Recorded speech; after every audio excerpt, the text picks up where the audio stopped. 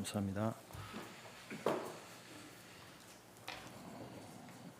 할렐루야 찬양대가 이제 한 주간을 준비해서 이렇게 하나님 앞에 감사와 영광의 찬송을 올려드렸습니다. 그래서 우리가 이 올려드린 이 찬양에 대해서 우리가 이제 여러분들이 조금 전에도 박수를 치셨는데, 물론 이제 하나님 앞에 감사드리는, 영광을 올려드리는 박수를 드렸는데, 혹시나 이제 이 마음에 염려가 되는 것은 이제 그 영광을 우리 또 찬양 대원들이 하나님께 돌려야 될 영광들을 취하게 되어지면은 또 우리가 의도치 않게 또 범죄하게 되는 그런 경우가 될 수 있습니다. 그래서 여러분들이 그렇게 하고 계시겠지만 다시 한번 말씀드리는 것은 그 박수를 올려드릴 때에 찬양대가 아니라 하나님께 감사와 영광의 박수를 올려 드렸으면 좋겠습니다. 그리고 또 우리 찬양대도 마땅히 우리가 잘했으니까 박수를 쳐주는구나, 그런 의미로 박수를 받는 것이 아니라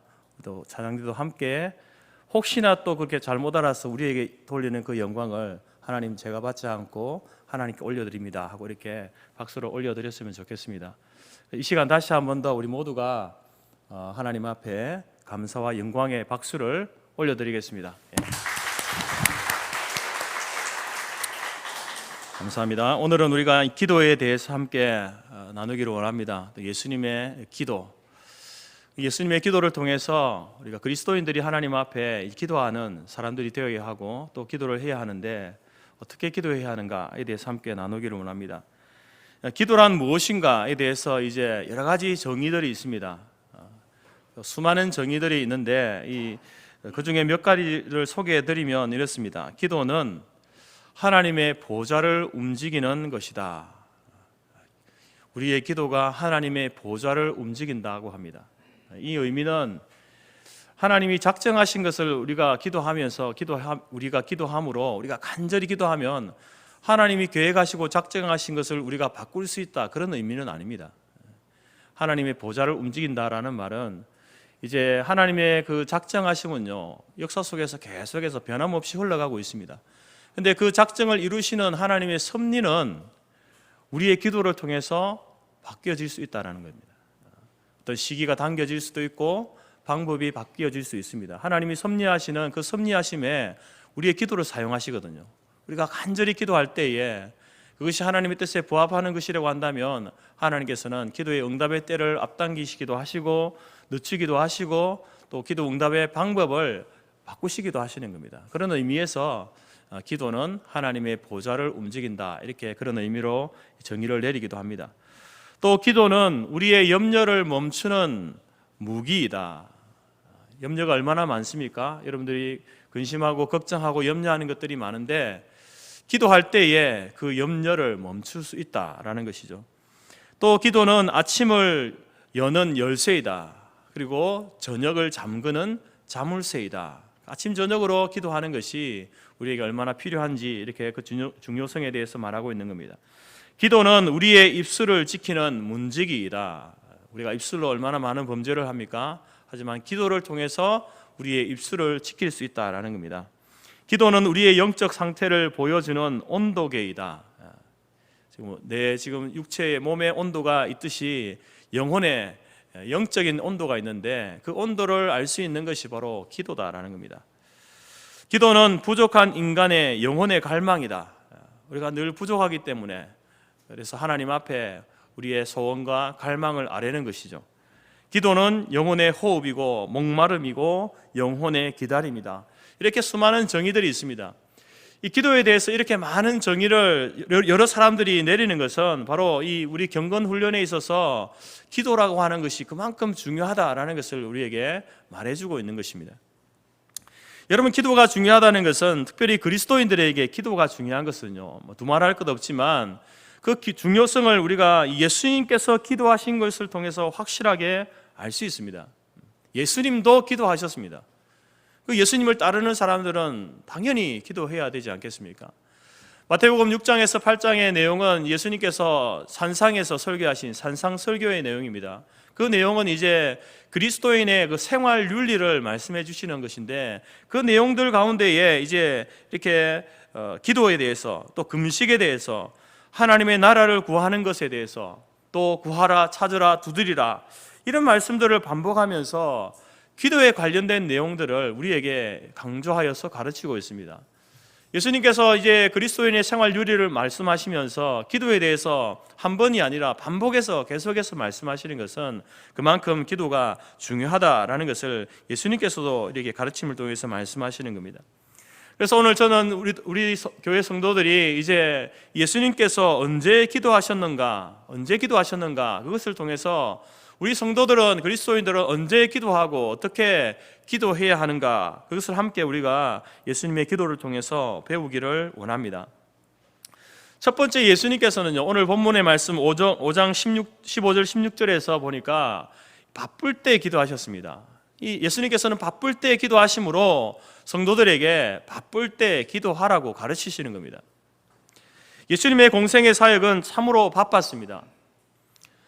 당시 예수님께서 이제 이 하나님의 나라의 복음을 전하기 위해서, 회개의 복음을 선포하기 위해서 이제 다니실 때에 주로 이용한 그 수단은 바로 도보였습니다. 걸어 다니셨습니다. 물론 때로 이제 배를 타고 다니기도 했지만, 여러분 그 배는 그냥 뭐 동력배가 아니지 않습니까? 이게 노를 젓거나 또 바람으로 이렇게 움직이는 배입니다. 그래서 오늘날 이 전기로 동력으로 움직이는 배와는 속도가 엄청나게 차이가 있죠. 그래서 이동하는 데 있어서 걸리는 시간, 걸어 다녔기 때문에 지금의 보다 몇 배로 더 많은 시간이 걸렸을 겁니다. 그래서 물론 이제 여러 가지 하루의 일과를 지나면서 사역을 하시면서 이제 이동하는 그런 시간도 많이 걸렸기 때문에 우리가 지금 우리와 똑같은 하루 24시간을 산다 하더라도 예수님은 우리보다 더욱더 바쁘셨을 것이다 라고 짐작해 볼 수 있습니다. 뿐만 아니라 예수님의 사역의 내용을 살펴봐도 예수님의 공생애는 참으로 바쁜 하루 일정이었습니다. 특별히 여러분 누가복음 4장과 5장의 말씀에 기록되어진 이 예수님의 사역을 간단하게 말씀드리겠습니다. 그 사역을 통해서 예수님이 어떤 사역을 하셨는지, 몇 가지 사역을 하셨는지 한번 세워보시기 바랍니다. 누가복음 4장에 보면 이제 예수님께서 갈릴리에서 사역을 시작하시는데, 먼저 나사렛에서 회당에 들어가서 이사야의 말씀을 전하십니다. 그리고 가버나움에 내려와서 말씀을 가르치시고 귀신 들린 자를 고치시고, 시몬의 집에 가셔서 그 장모의 열병을 고치시고, 해질 무렵에 각색 병든 자들이 예수님께 나올 때에 그들을 또 일일이 한 사람 한 사람씩 고쳐주십니다. 다음 날 되어서 갈릴리 여러 회당에 다니시면서 또 전도하십니다. 5장에 보게 되면 게네사렛 호숫가에서 말씀을 가르치시고, 시몬과 야고보와 요한을 부르시고 문둥병자와 중풍병자를 고쳐주시면서, 또 예수님에 대한 소문이 이제 온 갈릴리에 또 이스라엘에 퍼지자 15절 말씀에 허다한 무리가, 수많은 사람들이 예수님의 말씀을 듣고 또 자기 병도 낫기 위해서 예수님께 나아왔습니다. 또 그들을 고쳐주시고, 그리고 또 다시 지붕을 뚫고 들어오는 중풍병자를 고쳤다라는 내용이 5장에 기록되어져 있습니다. 이처럼 예수님께서는 이 수많은 사역을 통해서 바쁜 사역을 행하셨습니다. 그리고 그 바쁜 와중에도 잊지 않고 빼놓지 않은 것이 있는데, 그것이 뭐냐면 바로 기도하는 일이었다라는 겁니다. 오늘 5장에서 예수님께서 기도하셨다고 하는데, 그것은 자기의 그 하는 일을 다 마치고 난 다음에 기도한 것이 아니라 지금 사람들이 몰려오는 중에, 그 도중에 예수님께서 기도하러 한적한 곳에 가셨다라고 말씀하죠. 16절 말씀에 예수는 물러가서 한적한 곳에서 기도하시니라. 수많은 사람들이 예수님의 말씀을 듣기 위해서, 자기의 육신의 병을 고치기 위해서 예수님께 나오는 그 상황 속에서 예수님은 잠시 한적한 곳으로 가셔서 기도하셨다라는 겁니다. 여러분, 예수님께서 이제 이 바쁜 와중에 기도하신다라는 것은요, 사실 쉽지 않은 일입니다. 예수님이 바쁘기 때문에 또 예수님의 제자들도 덩달아 바빴을 것 아닙니까? 물론 예수님이 더 바쁘셨겠지만 이제 구름처럼 몰려오는 사람들을 또 질서 있게 예수님께로 인도해야 되기 때문에 그 일들은 또 제자들이 해야 되는 일들이었습니다. 한 사람씩 예수님을 만나고 또 그들의 사정을 듣고 기도해 주기 위해서, 병을 고쳐주기 위해서 이제 사람들을 이렇게 정렬하고 하는 일들, 그 일들이 바로 제자들의 일이었기 때문에 제자들도 덩달아 바빴을 겁니다. 그런데 그 바쁜 와중에 예수님께서 사라져 버린 겁니다. 한적한 곳으로 기도하시기 위해서 시간은 잠시였겠지만 사라져버린 겁니다. 제자들이 얼마나 당황했을까요? 만약에 제자들에게도 예수님과 같은 능력이 있었다고 한다면 크게 당황하지 않았을 겁니다. 예수님이 잠시 안 계셔도 그 일을 대신할 수 있는 제자가 있었다고 한다면 당황했겠습니까? 예수님이 좀 피곤하셔서 쉬러 가셨구나, 그렇게 생각할 수 있었지만, 여러분, 예수님이 계실 때에는 사람들이 많이 몰려와도 그래도 이제 한 사람씩 그 사람들의 문제를 해결하고 또 일이 정리가 되어져서 이제 참고 사역하면은 언제 이 사역이 끝나겠지라고 하는 그런 어떤 기대가 있을 수 있는데, 예수님이 사라져 버린 겁니다. 예수님이 한적한 곳으로 기도하러 가시니까 사람들은 몰려오는데 그 사람들이 이제 한 사람씩 두 사람씩 자신의 문제를 해결받고 돌아가야 되는데 돌아가지 못하고 더 많은 사람들이 모여있는 그 상황이 제자들에게는 굉장히 난감한 상황이었을 것이다라는 겁니다. 이러한 바쁜 와중에 예수님께서는 바로 한적한 곳으로 가셔서 기도하셨다라는 겁니다. 왜 예수님께서는 이렇게 바쁠 때에, 일손이 부족할 때에 왜 예수님께서는 굳이 지금 이때에 기도하러 가셔야 했을까? 왜 예수님께서는 그 바쁜 와중에 한적한 곳으로 가셨을까라는 것입니다. 그것은 바로 예수님께서는 그 바쁜 와중에 다시 하나님 아버지의 음성을 듣고 아버지께서 어디서 일하시는지 알기 위해서 기도하러 가셨다라는 겁니다. 여러분, 우리도 바쁜 일들을 많이 일상을 경험하지 않습니까? 그 바쁜 일들을 해낼 때에 여러분, 우리가 그 일을 하면서 소위 우리 자신을 잊어버릴 때가 있습니다. 우리 주변의 사람들을 잊어버릴 때가 있죠. 그리고 일에 휘둘리는 겁니다. 많은 일을 하는 것보다 그리스도인들에게 중요한 것은 무엇이냐면 그 일들이 하나님의 뜻에 합당한가 하는 것입니다. 과연 내가 하는 이 일이 하나님께서 기뻐하시는 일인가 하는 것이죠. 그래서 여러분, 우리가 일상의 삶을 살면서 그 바쁜 그 일들을 감당하면서도 항상 우리가 기도하고 질문해야 되는 것은, 하나님, 이 일이 하나님이 기뻐하시는 일이 맞습니까? 하나님의 마음에 합한 일이 맞습니까? 라고 질문하고 기도해야 된다라는 것입니다.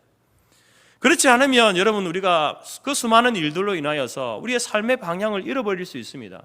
내가 지금 무슨 일을 하는지, 이 일을 왜 하는지 잊어버리고, 무슨 목적을 위해서 이 일을 하고 있는지 잊어버리고, 일을 위해서 일을 하는, 일에 휘둘리는 그런 삶을 살 수 있다라는 것입니다.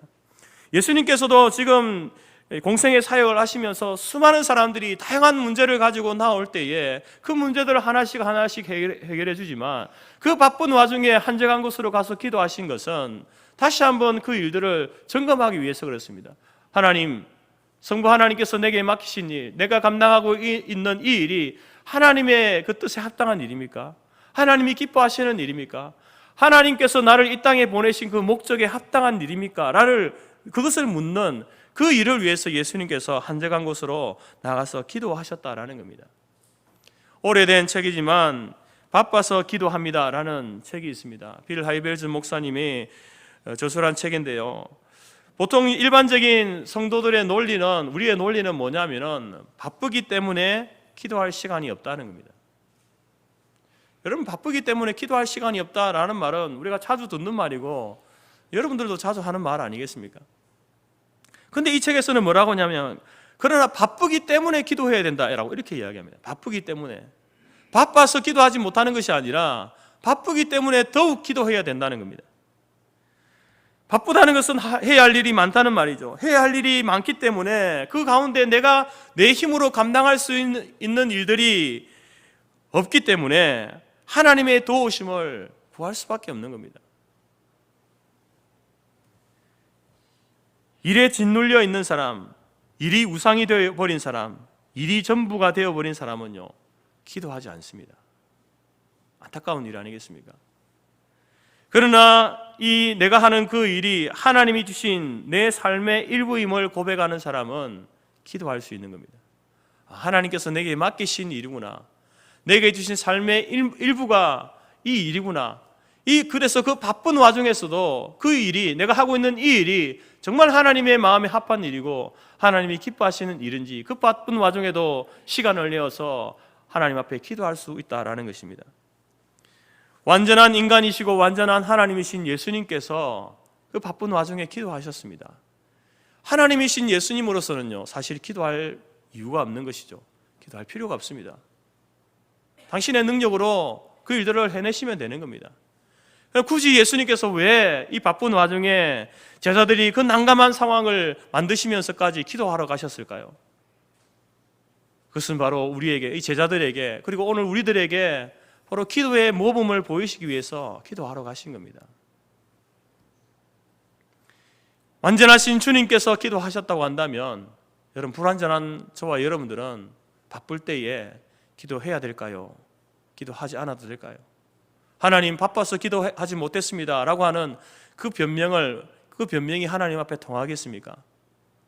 여러분, 바쁠 때일수록 다시 한번 기도해야 되는 겁니다. 과연 나를 바쁘게 하는 이 일이 하나님이 기뻐하시는 일이 맞는가? 내가 하나님께서 나를 부르신 그 부름의 그 방향을 향해서 내가 바로 가고 있는 것이 맞는가? 혹시 이 일들이 나로 하여금 내가 일에 잠식되어지고 일이 중심이 되어져 버린, 그래서 하나님이 부르신 그 부름의 삶의 방향을 잃어버리고 방황하게 되고 있지는 않은가? 여러분, 우리가 기도함으로 다시 그 방향을 찾아가는 기도를 해야 된다라는 것입니다. 바쁠 때 기도함으로, 이렇게 기도할 때에 우리가 일의 우선순위를 다시 한번 세울 수 있는 겁니다. 그 일의 우선순위를 세워서 뭐가 더 중요한 일인지 일을 할 수 있는 것이죠. 또한 바쁠 때 기도하면 일에만 몰두하여서 지쳐서 다른 사람을 잃어버릴 수 있는데, 기도할 때에 여러분, 일만 취하는 것이 아니라 그 일과 함께 사람도 얻을 수 있다라는 것입니다. 그리고 기도하게 되어질 때에 여러분, 우리가 영적 건강을 잃지 않습니다. 육체적인 건강도 지켜야 되겠지만 우리 영적인 건강, 바쁠 때일수록 기도함으로 영적인 건강을 우리가 얻을 수 있기 때문에 그렇습니다. 성도 여러분, 바쁜 일상을 살아가지만 그 바쁜 와중에 예수님께서 한적한 곳으로 가셔서 잠깐이라도 기도하셨습니다. 여러분들도 바쁜 와중에, 바쁜 일상 속에서 하나님 앞에 기도하는 그러한 습관을 들이시기 바랍니다. 두 번째로, 예수님께서는 6장 12절 13절 말씀해 보니까 예수님은 중요한 일을 앞두고 기도하셨습니다. 예수님의 공생의 사역 가운데에 가장 예수님이 관심을 두고 있는 그러한 사역은 무엇이었을까요? 물론 오늘 말씀에 병 고치고 귀신을 내어 쫓고 또 말씀을 가르치시는 것, 이 모든 것이 다 예수님의 중요한 사역입니다. 그래서 우리 복음서 가운데에 이런 사역들이 많이 이렇게 등장하지 않습니까? 근데 그 가운데에 예수님의 가장 큰 관심은 무엇이었을까 하는 겁니다. 그것은 바로 예수님이 이 땅을 떠나더라도 바로 이 사역을 계속 이어갈 수 있는 사람에 대한 관심입니다. 예수님이 이 땅을 떠나시면은 예수님의 사역이 중단되어져 버리는 것이 아니라, 예수님이 이 땅을 떠나더라도, 승천하시더라도 예수님의 사역은 이 땅에서 계속해서 지속되어지기를 원하셔서 사람에 대한 관심, 영혼에 대한 관심이 예수님이 아주 많았다라는 것입니다. 그래서 예수님께서 마지막 이제 부활하시고 승천하시면서 이 유언의 말씀을 하실 때에 제일 처음에 나오는 그 제자들을 향해서, 오늘 우리들을 향해서 주시는 그 행동 강령 말씀이 뭐냐면은, 너희는 가서 모든 족속으로 제자를 삼으라. 복음을 전하여서 그 복음을 듣는 그 사람들로 하여금 너와 똑같은, 우리와 똑같은 예수 그리스도의 제자로 삼는 이 일을 예수님께서 제일 먼저 말씀하셨다라는 겁니다. 그런 점에서 여러분, 6장 12절 13절 말씀은요, 예수님에게 있어서 너무 중요한 시점입니다. 왜냐하면 지금 예수님은 12 제자를 뽑는 그 일을 앞두고 있는 겁니다. 그 중요한 일을 앞두고 예수님께서 무슨 일을 하고 있습니까? 그 중요한 일을 앞두고 바로 예수님께서는 기도하시러 산에 가셨습니다. 그리고 밤이 새도록 철야 기도를 하셨다는 거예요. 밤이 새도록 하나님께 기도하셨습니다. 그리고 그 기도하고 난 다음에 산을 내려와서 이제 수많은 그 무리 가운데에서 12제자들을 택하시고 그들을 사도라고 부르시는 겁니다. 그래서 그 사도들을 통해서, 예수님의 그 제자들을 통해서 이제 예수님이 하늘로 승천하시고 나서 예수님이 하시던 그 사역을 이어갈 수 있도록 예수님께서 제자들을 세우셨다라는 겁니다. 여러분, 이러한 중요한 일을 앞두고 먼저 빨리 사람을 택해서 제자를 세워야 되는데, 그 일을 앞두고 예수님께서 먼저 하신 일이 바로 기도하신 일이다라는 겁니다. 중요한 일을 앞두고 기도해야 된다라는 하는 것은 우리 성도라고 한다면 여러분 그래도 기도를 해보신 분들은 중요한 일을 앞두고는 기도해야지라고 다 모두가 생각합니다. 그렇지만 실제적으로 여러분 중요한 일을 앞두고 있는 분들이 기도를 하느냐? 그렇게 하지 못한다는 겁니다. 알고는 있지만 중요한 일을 앞두고 있으면은 기도해야지 라고 이렇게 생각하고 알고 있지만 정작 자기가 중요한 일이 자기 앞에 맞닥뜨려졌을 때에 기도할 시간을 내어서 따로 장소를 정하고 시간을 내어서 기도할 수 있느냐? 그런 사람이 많지 않다는 겁니다. 여러분 중요한 일을 앞두고 기도하라고 할 때에 여기서 기도한다는 말은요, 이 예수님처럼 시간을 따로 내고 특별하게 기도한다는 말입니다. 시간을 따로 마련하고 따로 다른 장소로 나아가서 한적한 곳으로 나아가서 기도한다라는 겁니다. 여러분 중요한 일이기 때문에 중요한 일이라는 것은 할 일이 많다는 것이고 또 그 중요한 일이라는 것은 바로 시간이 촉박하다는 말 아니겠습니까? 그러나 그런 상황에서 특별하게 시간을 내고 다른 장소에서 나가서 기도한다는 것은요 쉽지 않습니다. 그 일이 우선되어지기 쉽기 때문에 그렇습니다. 그 일이 우선되어지지 기도하는 것은요 뒷전으로 밀릴 수 있다는 겁니다. 그러나 여러분 중요한 일을 앞두고 기도하는 것은 정말 필요한 일입니다. 특별히 우리 그리스도인들에게는요 기도하는 일이 정말 필요합니다. 예수님께서 바로 그것을 우리에게 모범으로 보여주신 거예요. 예수님이 떠나고 나시면은 그 사역을 이어갈 수 있는 제자들을 한시라도 빨리 뽑아가지고 빨리 선택해서 그들을 훈련시키고 예수님이 떠나고 나시면 그 사역에 누수 현상이 생기지 않도록 그렇게 훈련시켜야 되기 때문에 빨리 그들을 세우는 게 필요하지만 그러나 여러분 그 일을 앞두고 예수님께서는 먼저 기도하셨다라는 겁니다.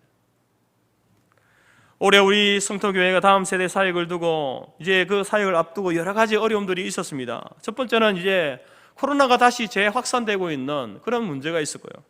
두 번째로는 재정적인 문제가 있었고 또 세 번째는 인원 동원의 문제가 우리가 있었습니다. 그래서 여러분 이 코로나가 지난 한 달 전부터 다시 확산되면서 한 주 지날 때마다 이렇게 확진자 숫자가 늘어나지 않았습니까? 6월 마지막에 10,000명 정도가 되었습니다.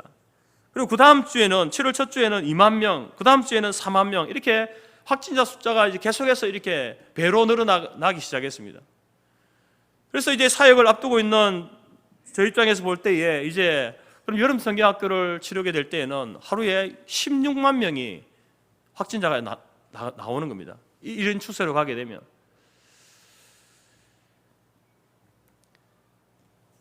그러면 사람들이 두려움이나 혹은 또 이 어떤 방역에 대한 제재가 생기지 않을까라고 하는 그러한 염려가 있었습니다.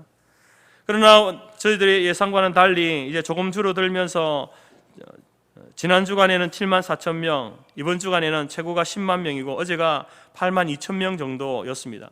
물론 숫자는 늘고 있지만 그러나 그 확산세가 조금 수그러들어서 두려움 없이 그제부터 이제 성경학교가 진행될 수 있었습니다. 또 여름 성경학교를 계획하면서 이제 유초동부에서는 재정적인 문제, 우리 교육자 회의를 통해서 이제 교회에서 이렇게 예산이 책정되어진 그 예산이 적기 때문에 재정적으로 너무나 부족하다. 그래서 이제 그런 어떤 이야기를 하면서 청소년부에서도 수련회를 위해서 올해 처음으로 1일 찻집을 하겠습니다 라고 이렇게 이야기를 나누었습니다. 그래서 그러면은 금번 기회에 우리 다음 세대를 위한 후원의 시간을 만들자라고 해서 교회 전체적으로 광고를 하고 이렇게 기도와 후원의 요청을 했습니다. 그래서 이제 초등부와 청소년부에서는 예상했던 것보다 더 많은 후원이 들어와서 재정적인 어려움 없이 성경학교를 하고 있고 또 청소년 수련회도 할 수 있게 되었습니다. 종회 청년 수련회가 남아있는데 이것도 하나님께서 채워주시리라 믿습니다. 마지막 문제는 이제 인원 동원의 문제였습니다. 여러분 다 준비가 되었는데 여름 성경학교에 아이들이 없으면 수련회 학생들이 없으면 어떻게 진행될 수 있겠습니까? 인원 동원의 문제를 위해서 우리가 기도하고 특별히 여러분 초등부 여름 성경학교는 아이들도 문제지만 이제 그 아이들을 케어하고 가르칠 수 있는 교사들이 필요합니다. 도우미들이 필요했습니다. 그래서 이제 교회에다가 광고를 하고 기도를 했는데 그제 여러분 금요일과 토요일날 성경학교를 보니까 기존의 교사들을 제외하고 10명 이상의 도우미들이 프로그램을 돕고 또 식사를 준비하는 그러한 도움을 주셨습니다. 아이들도 20명 이상이 참석하여서 이제 성경학교를 지금 하고 있습니다. 여러분, 이제 어떻게 해서 우리가 염려했던 이 문제들이 하나씩 해결될 수 있었을까? 물론 거기에는 우리 성도님들의 기도와 후원이 있었기 때문에 이 문제들이 해결될 수 있었습니다. 그런데 더 중요한 것은요, 여러분들은 아실지 모르겠지만 교사들은 성경학교를 앞두고 한 달 전부터 릴레이 금식 기도를 하고 있었습니다. 하루에 당번을 정하여서 이제 하루 한 끼를 금식하면서 한 달 계속해서 기도하고 있었습니다. 여러분, 이 중요한 일을 앞두고 먼저 사역자와 교사들이 기도하니까 하나님께서 그 기도에 응답하셨다라는 것입니다. 우리 성도들로 함께 연합하여서 기도하고 후원하니까 이 문제들, 우리가 염려했던 문제들을 뛰어넘어서 여러분 이 성경학교를 치러갈 수 있었다, 그렇게 저는 확신합니다. 우리 성도교회가 다음 세대를 양육하고 그들을 교회의 일꾼으로 세워가는 것은요, 교회의 존폐가 달린 중요한 문제입니다. 이러한 중요한 문제 앞에서 우리가 지금 여름 성경학교 사역 한 가지 예를 들어서 말씀드렸지만, 이러한 중요한 일을 하기 위해서 우리가 시간과 장소를 따로 구별하여서 기도한다는 것, 그것은 너무나 중요한 것입니다. 그렇게 기도하고 그 일들을 해나간다고 한다면 우리 교회는 소망이 있는 것입니다. 다음 세대는 소망이 있다라는 것입니다. 사랑하는 성도 여러분, 지금 여러분들의 일상 속에, 여러분의 삶 속에 중요한 일이 무엇입니까? 여러분이 중요하게 여기고 그 일을 하고 있는 일들이 있습니까? 그 일을 하고 있다고 한다면 여러분 그 일이 중요한 만큼 기도의 시간을 정하고 기도의 장소를 찾아서 기도의 분량을 채우시기 바랍니다. 정말 그 일이 하나님 앞에서 중요한 일이라고 한다면, 그 일이 성공적으로 끝나야 된다라고 한다면 하나님 앞에 따로 시간을 정하고 장소를 구별하여서 하나님 앞에 기도하는 그러한 시간을 갖기 바랍니다. 물론 하나님은 우리의 기도의 양을 따지시는 분이 아닙니다. 하지만 오늘 이 본문 가운데에서 예수님께서 그 중요한 일을 앞두고 밤이 새도록 기도하셨다라고 하는 것, 중요한 일일수록 한적한 곳에 가서 밤이 새도록 기도해야 함을 예수님께서 친히 우리에게 모범으로 보여주신 일 아니겠습니까? 기도하시기 바랍니다. 중요한 일을 앞두고 있으면 더욱 간절하게, 끈질기게, 지속적으로 기도하시기 바랍니다. 기도할 때에 하나님께서 그 중요한 일을 하나님의 놀라운 능력과 은혜 가운데에 좋은 것으로 응답해 주실 줄 믿습니다. 세 번째로 예수님의 기도를 통해서 우리가 배우게 되는 것은 22장 39절 말씀을 통해서 바로 습관을 따라 기도하라는 것입니다. 습관을 따라 기도하라.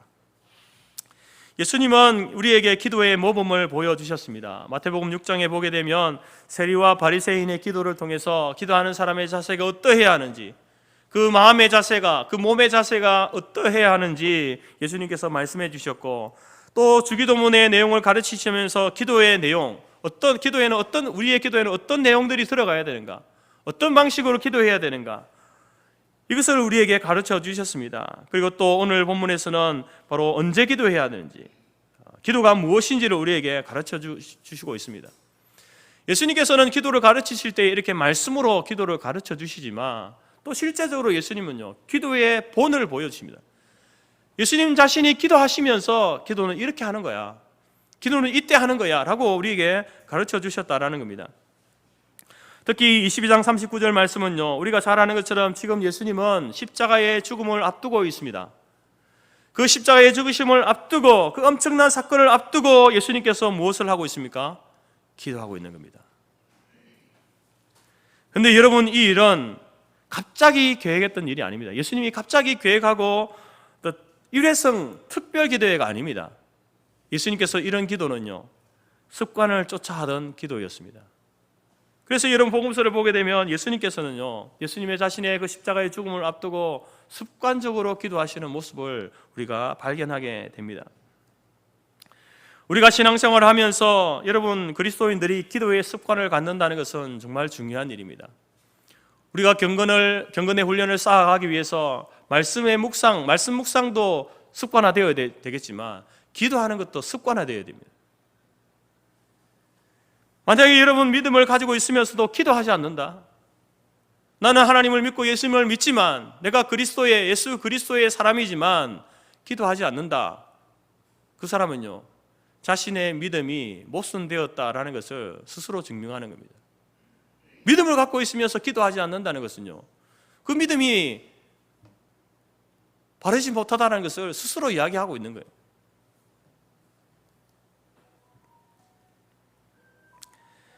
생각이 말을 만들고, 말이 행동을 만들고, 행동이 습관을 만들고, 습관이 인격을 만들고, 인격이 인생을 만든다라는 말이 있습니다.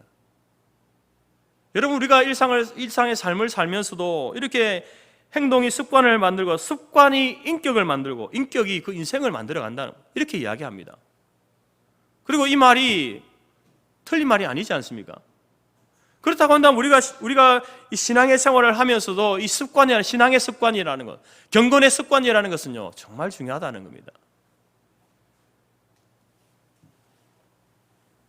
어떻게 하면 우리가 좋은 기도의 습관을 가질 수 있을까? 억지로 마지못해서 하는 기도가 아니라 자발적으로, 습관적으로 하나님 앞에 감사와 기쁨으로 나아가는 그러한 기도가 될 수 있을까? 여러분, 오늘 예수님께서 이 기도하실 때에 제자들에게 제자들을 향해서 너희도 시험에 들지 않도록 깨어서 기도하라, 이렇게 말씀하시지 않습니까? 제자들 어땠습니까? 예수님이 기도하실 때에 제자들 함께 기도했습니까? 그들은 기도에 실패했습니다. 여러분, 이 사실은요, 제자들이 참 제대로 배우지 못했네, 그것이 아니라 기도가 습관화되는 것이 이렇게 힘든 것이구나라는 것을 제자들을 통해서 보여주는 겁니다. 여러분, 우리가 기도의 습관을 갖는다는 것은요, 쉬운 일은 아닙니다. 그러나 분명히 믿음을 가지고 사는 사람들에게 기도의 습관화가 되는, 경건의 훈련으로서 기도의 습관을 갖는 것은요, 너무나 중요한 일입니다. 감리교의 창시자인 요한 웨슬레 목사님은 그 집무실에 가면은 마룻바닥에 2개의 구멍이 있답니다. 그곳은 웨슬리 목사님이 기도하던 장소였는데 늘 무릎을 꿇고 기도했기 때문에 그 무릎이 닿은 그 장소에 마룻바닥이 닳아서 구멍이 났다는 겁니다. 웨슬리 목사님은 매일 새벽 2시간씩 기도하고 매주 수요일과 금요일 저녁에 금식 기도했답니다. 규칙적인, 일상적인, 습관이 되어진, 습관을 쫓아 하던 기도였습니다. 이런 분뿐 아니라 우리 재건교회 신앙의 선배들도 습관적으로 기도하던 분들이었습니다. 1942년 9월에 경남 도경 감방에 최덕지, 김영숙, 염혜나, 김두석, 강팔래, 이수련, 김야모, 남자로는 최달석, 송명복 등 이러한 우리 선진 종들이 함께 수감되었습니다. 그전에는 개개인이 경찰서의 유치장에 갇혀 있었는데 이제 42년 9월에 이렇게 경남 도경 감옥에 이분들이 함께 이제 갇히게 된 겁니다. 경찰서 유치장은 일렬로 되어 있기 때문에 옆에 누가 있는지 잘 모릅니다.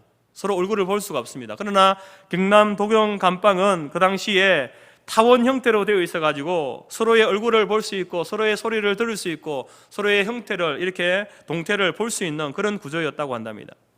그래서 그 당시에 신앙대장이었던 최덕지 선생을 필두로 해서 그곳에 갇혀있는 성도들은 하루에 4번씩 예배를 드렸습니다.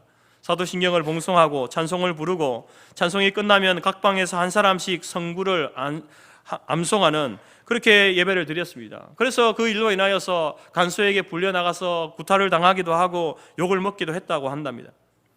성경 암송이 끝나면은 이제 최덕지 선생의 긴 기도가 이어졌는데 그 기도 내용을 보게 되면 새로 수감된 그러한 성도들을 위해서 기도하고 또 아무개 목사가 어느 곳에 수감되었다고 하는데 승리하게 해달라고 믿음을 지키게 해달라고 기도하고 또 당시 평양 행무소에 수감되어 있던 최상림 목사님, 주기철 목사님, 주남선 목사님, 이인재 전도사님 등 그 주의 종들을 위해서 기도했습니다. 그렇게 기도하다 보니까 기도의 시간이 2시간이 훌쩍 지나가는 겁니다. 근데 그것을 하루 4번씩 했다는 거예요. 하루 4번씩. 여러분, 이 기도는요, 바로 습관을 쫓아서 하던 기도였습니다. 감방에 들어오기 전에도 그렇게 하셨고 감방 안에서도 그렇게 하셨다는 거죠. 예배와 기도가 습관화되어 있는 모습이었습니다. 오죽했으면 여러분 그 기도의 내용을 그 당시 간수들도 다 외울 정도였다고 합니다. 기도 되면 매일 다른 내용이 아니라 똑같은 내용이지만 그 내용들을 가지고 쭉 기도하니까 간수들도 그 내용을 다 외울 정도여서 그 기도 내용을 가지고 예배드리고 기도하는 성도들을 조롱할 정도였다고 한답니다. 여러분, 이런 기도는 바로 누구에게서 배운 기도였습니까? 바로 예수님에게서 배운 기도였죠. 습관을 쫓아서 하는 기도. 그 기도가 바로 예수님을 통해서 웨슬리 목사님이나 우리 재건교회 신앙의 선배들도 그것을 배워서 그들도 그 기도가 습관화되어졌다고 하는 겁니다. 여러분, 이 기도로 인하여서 그 성도들은 고난을 이길 수 있어요. 그 핍박을, 그 감옥에서의 그 혹독한 그러한 고통을 이기고 믿음을 지킬 수 있었다는 것이죠. 그래서 그 어떤 분들은 그 안에서 믿음을 지키다가 순교하신 분도 계시고, 또 어떤 분들은 이제 끝까지 믿음을 지키고 우상 숭배하지 않고 이제 믿음을 지키다가 추록하게 됨으로 인하여서 이제 그분들을 통해서 이 땅에 재건교회, 우리 재건교회가 시작될 수 있었다라는 것입니다.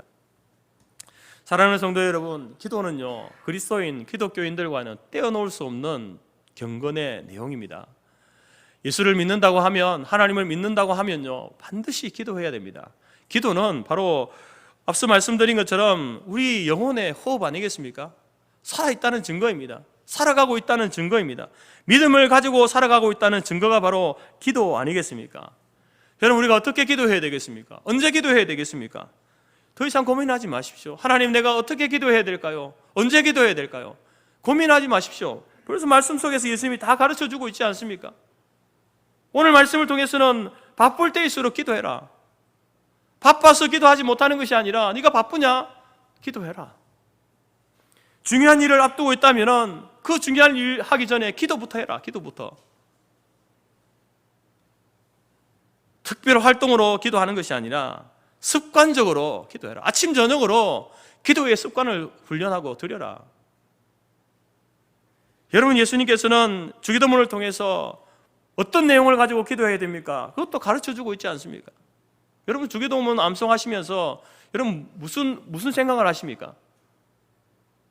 암송 자체가 목적이 아닙니다. 그 주기도문을 통해서 예수님께서 우리에게 어떤 기도를 하라고 가르치시는지를 여러분들이 다시 한번 확인해야 되는 것이죠. 그래서 여러분들이 일상의 기도를 할 때에도 예수님이 가르치는 그 기도의 내용을 따라서 기도해야 되는 겁니다. 여러분이 하고 싶은 대로 하는 것이 아니라 예수님이 가르쳐주신 그 기도의 내용대로, 예수님이 기도하시던 그 기도의 시간, 그 장소, 그 방법대로 기도하는 것을 이미 우리에게 가르쳐 주셨기 때문에 하나님, 어떻게 기도해야 됩니까? 언제 기도해야 됩니까? 고민하지 마십시오. 오늘 들은 말씀을 통해서 다시 한번 확인하시고 배우시고 오늘 예수님이 가르쳐 주시는 이 기도의 모습을 따라서 우리 모두가 기도의 사람으로 나아갈 수 있기를 간절히 바랍니다. 마지막으로 기도에 관한 좋은 글이 있어서 소개하고 마치도록 하겠습니다. 기도는 수학이 아니니 기도의 횟수가 기도의 힘이 되는 것이 아니며, 기도는 수사학이 아니니 기도의 웅변이 기도의 힘이 되지는 못한다. 기도는 기하학이 아니니 그 장단이 기도의 힘이 되지 못한다. 기도는 음악이 아니니 그 음성의 아름다움이 힘이 되지도 못한다. 기도는 또한 논리학도 아니니 그의 논조가 문제되지 못하며, 기도의 논리 정연한 그 방법이 기도의 힘이 되지도 못한다. 심지어 하나님이 가장 관심을 두시는 신학까지도 기도의 힘이 되지는 못한다. 그러나 마음의 열심, 이것은 기도의 큰 힘이며 가장 유용한 요소이다. 여러분, 우리가 하나님 앞에 기도할 때에 가장 필요한 것은요, 마음의 열심이랍니다. 열정이랍니다. 오늘 저와 여러분들이 오늘 예수님의 이 기도를 통해서 기도를 배워서 언제 기도해야 되는지, 어떻게 기도해야 하는지 바르게 배워서 그 열심을 가지고, 열정을 가지고 여러분 바쁠 때일수록 기도하십시오. 중요한 일을 앞두고 기도하시기 바랍니다. 또한 여러분 기도의 습관을 들이시기 바랍니다. 매일 새벽 예배 시간에 나와서 기도하는 습관을 들이십시오.